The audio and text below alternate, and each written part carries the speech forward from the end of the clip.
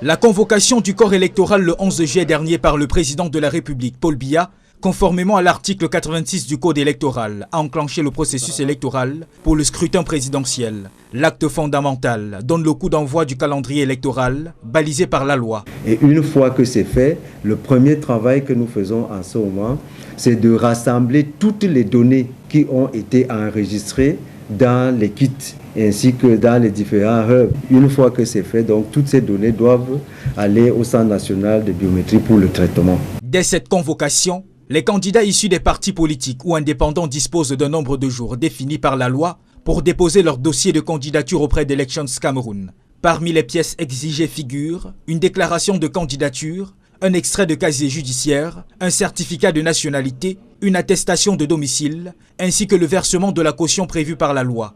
Donc on a 10 jours pour ça et le décompte commence dès la convocation du corps électoral. Et l'ECAM produit un seul document qui est l'attestation d'inscription sur une liste électorale qu'on demande à tous les candidats. Tous ceux qui veulent être candidats indépendants, nous avons également des documents que nous pouvons leur produire. Ce sont les documents de dépôt de signature. S'ensuit l'examen des dossiers par l'ECAM, les recours éventuels devant le Conseil constitutionnel, puis la publication officielle de la liste définitive des candidats retenus.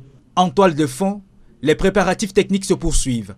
Affichage des listes électorales, installation logistique des bureaux de vote, accréditation des observateurs et campagne de sensibilisation des électeurs. On va organiser une vaste campagne de distribution des cartes avec le SMS qu'on va envoyer aux différents électeurs pour leur dire où est-ce qu'on se trouve pour qu'ils viennent retirer leurs cartes. Selon l'article 88, la campagne électorale ne peut débuter qu'à partir du 15e jour précédant le scrutin. Jusqu'à là, toute propagande est interdite.